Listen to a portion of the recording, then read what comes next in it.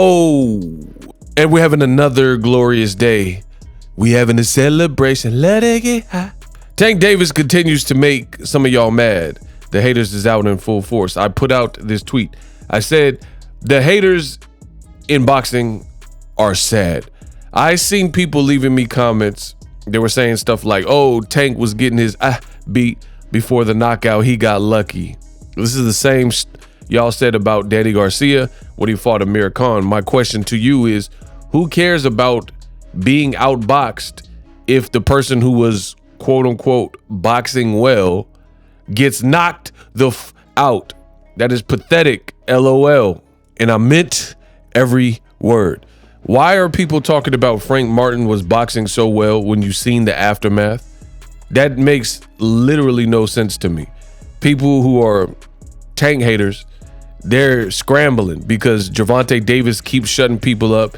He keeps winning. He's 30-0, mostly all knockouts. Make sure you guys subscribe to my channel. Hit the bell notification icon so you don't miss a thing. And it's funny because he's clearly surpassing all of his contemporaries. There's not anyone in his division who has achieved more, who's more electrifying. Listen, I told you guys for a long time what it is. Y'all didn't want to believe me. Y'all said, oh, Ego, you're paid by PBC and you love Tank and you're a D-rider and all that.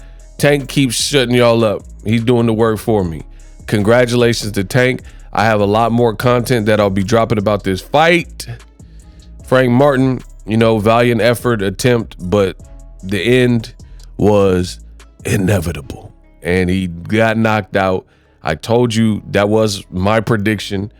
Frank Martin, very good fighter. If he fought anyone not named Tank, my prediction quite possibly would have been different depending on who he was fighting.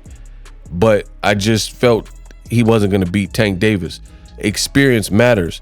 Tank was involved in the biggest fight. This is not my opinion. This is the facts. See, there's a lot of difference between me and other content creators. A lot of people only speak their opinion. I speak my opinion, but I also speak facts. Last year, 2023, Tank and Ryan Garcia had the highest grossing, biggest fight out of everyone, including Canelo, who some of y'all are still clinging on for dear life and trying to say he's the face of boxing. But whatever. Tank, Ryan Garcia, it sold very well, did over 1 million. Not many people in this current market are doing over 1 million pay-per-view buys. And it just keeps going up for Tank. Tank, with performances like he had last night, I don't see this train stopping anytime soon. He looks locked in. He looks disciplined. And he's making it count. When he's in the ring, he's making it count. And I said this for a while. Like, you look at Canelo, who some people are, again, clinging on, trying to say he's the face of boxing. Tank Davis just puts on better shows at this current point. Like, when's the last time Canelo knocked somebody out in that fashion? Like, even the Caleb Plant knockout, he wasn't knocked out like Frank Martin, And then you have Gervonta Davis doing backflips, hitting backflips off the turnbuckle. It's just the most electrifying show, must-see TV, face of boxing stuff. So congratulations to Tank Davis once again. And it's just sad to see the haters are still, like, I see all their moves. Before the fight, they looked at Frank Martin. He's a black fighter, dark skin, in shape, brolic, good fighter, explosive, has power, southpaw. He had literally all the ingredients where on paper it should have been a very good fight. And it was a good fight. But on paper, some people thought it had the makings for Frank Martin to upset the apple cart. And this is how old media works and content creators that are shapeshifters. They'll say all this hoopla before the fight, and then when it doesn't come true, then they'll back off the block and start saying a bunch of other gibberish and making other excuses for why Gervonta still isn't that dude. But you just said this guy was capable of beating Gervonta. You said Frank Martin. There were so many people leaving me comments and they were like, I don't know, Ego. I have a funny feeling about this. I'm smelling the upset.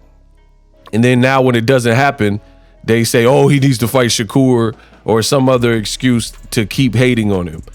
just give it up. The kid is special. He's talented. I've been telling you that.